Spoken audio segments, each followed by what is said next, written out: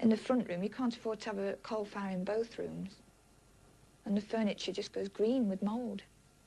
But the little boy suffers with bronchitis terribly. And, you know, infections of the ears and that, through the damp. Are they doing well at school? Yes, they're average. But the schools are a bit overcrowded. Did they stay to school dinner? No, I'm afraid there's not room for them. They can't cope with the amount of meals. There's no way to sit the children. So they have to deal with the very needy cases, people who are on assistance. And I've got quite a few children in the family. Oh, they have to see to those first. So if yours had, some other child might have to go without, I suppose? Well, they would. They'd be deprived, whereas I could give them a meal if they came home. Do you think, on the whole, you're better or worse off than most of the people around? I don't know. In some cases where people are on relief or assistance, they're drawing more than my husband is going to work, which is annoying. But my husband would sooner take a job for £10 a week than go on the assistance or the dole. Do you think it's fairly widespread round here that people just can't live on the wage that the man brings home? Well, there's a lot of cases, yes. A surprisingly large section of the poor are not casualties of the welfare state, of the kind everybody expects to find among the poor, by which I mean the old people who are on their own, or the deserted mothers, or the sick. Those categories people expect to find among the poor. The thing that shocked us when we collected our statistics was the very large proportion of poor people who are working a full week, often in very onerous, arduous jobs, and who earn for a full week's work less than they would be able to draw if they drew public relief. And a very large proportion indeed of the poor people in this area live in families where the breadwinner is working against odds in this sort of way. In many trades, the basic rate is nowhere near a living wage.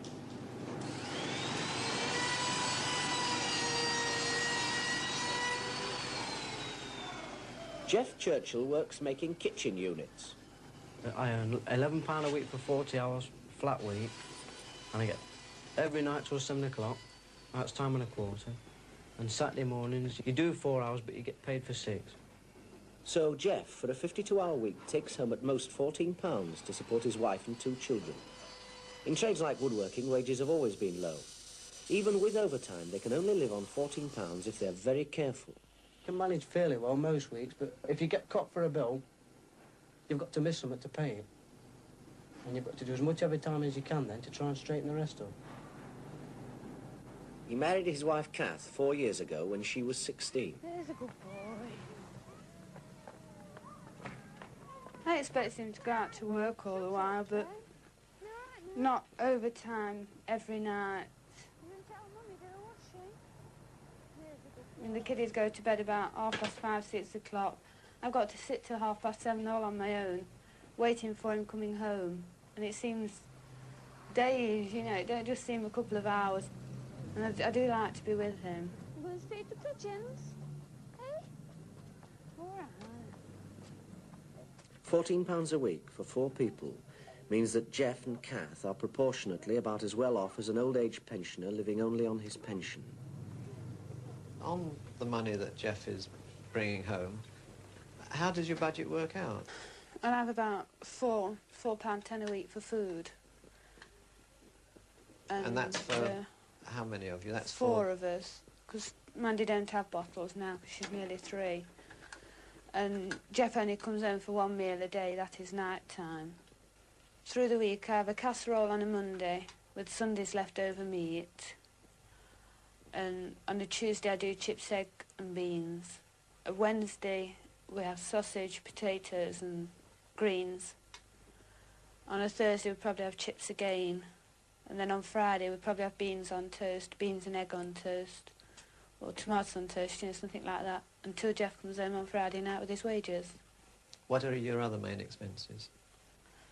My coal. I have 2 bags a week, and that's 11 shillings a bag.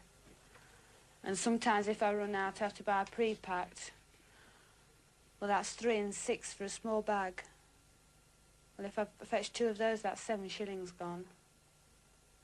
And I'm more or less every week run out of coal, so I have to go and fetch 1 or 2.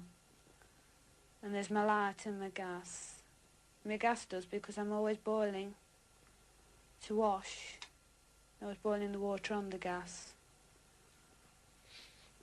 What about clothes? Well, I do have a few things new, but a lot of things my sister passes down to me, because she always has expensive clothes, and she wears them probably 6 or 7 times, and then passes them on to me. What about the things you're wearing now? My jumper cost 1 and 6. My mother bought it me from a second-hand shop. Well, from a lady who sold second-hand clothes. My skirt my sister gave me, and all my underwear my mother bought me as birthday and Christmas presents. There are second-hand clothes shops in nearly every street. They do good business in cast-off dresses and suits of the recently dead. How much is that Tronson lighter? Which one, love? Now, that's one to match the other one, love, Dave. Now, you could have those because I haven't got any the other day. I think was there some of those without the buttons on? Yeah, there was the tiles. Yeah. Look, that's too small, darling, now. Look, that's only... Yeah. You got one of them that's shrunk on it. You must be a bad washer then, darling, if they're shrinking. Prams, cribs, new baby clothes, even their own children's clothes and etc. and etc. Men's trousers, men's working shoes, boots. Take a winter coat like this. Winter coat like this. Naturally, there's no buttons on, but if I have time to do it myself, I put the buttons on. That's a good winter coat. Now, I charge 10 shillings for that. Curtains, they're not really good quality curtains, but they're better than some curtains that people do have. You know. Now, that, obviously, nobody won't want that to put up to the window, unless they're very, very poor. So what they do, a lot of children that they have got, they cover a settee or 2 easy chairs or something to make the room look respectable. Do that. Now, that pair, I charge about £4 pair for that. Now then, a mod dress, that. Good. Quite nice for a young girl, that one. About 7 and 6. That one, wool dresses, there. Good wool dress, £10. Hand knitted down, dress there, lovely for a little girl there, 5 shilling. You get a lot of children coming in, very yes. badly clothed, very badly shoed. Well, you get some children well clothed, well looked after, and the parents want to do the best for the children. Sometimes they don't bother with themselves. Another time they feel that they need a new coat themselves. So if they come in for a coat themselves, or perhaps underwear, even bra, panties, anything like that, shoes, naturally they want it as cheap as they can get it. They want about 5 shillings a limit for a pair of ladies' shoes. Good quality shoes for children they don't mind. A good pair for about 5 shillings or even 7 shillings. But if they're almost new or something like that, 10 shillings. Now, they don't mind that because children's shoes are going to be about, well, £2, £2.5, anything like that. They last them 3 months, no good. So, obviously, they come here to see if they can get a pair for about £5, 4 or £5.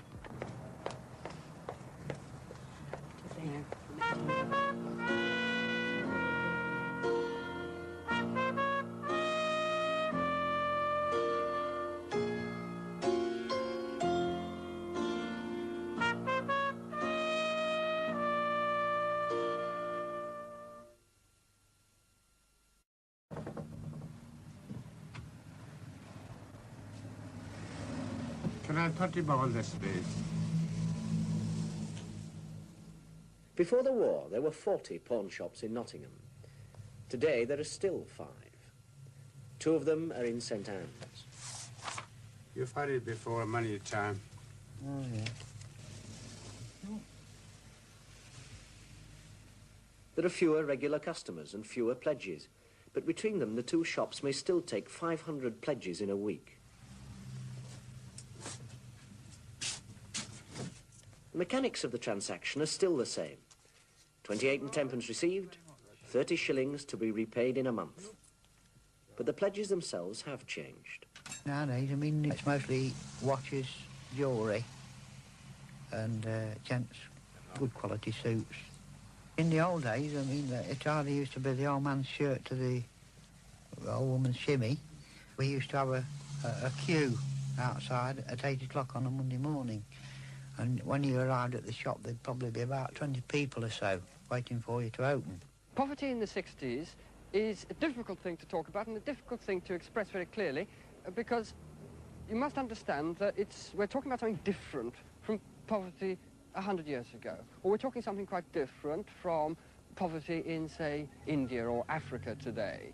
That poverty does not express itself in children running around barefoot or people starving to death. What we mean by poverty is the share that you have of the sort of goods and commodities which everybody else takes for granted. That if you live in a society where, as a matter of course, people have leather shoes on their feet, but your children have plastic shoes on their feet, then those children are relatively deprived, they're relatively poor. If you live in a street where everybody has a television set, a new television set, and you have either no television set or an old television set or an inefficient television set, then you are relatively poor. It's changed from now as compared with before the war, and poverty today is different from what poverty will be in 10 or 15 years' time. So when we talk about people being poor, this must be clearly understood what we are saying, that here we are dealing with people who, in a relatively rich society, get the dirty end of the stick. These are the people at the bottom of the pile. These are the withouts in our society.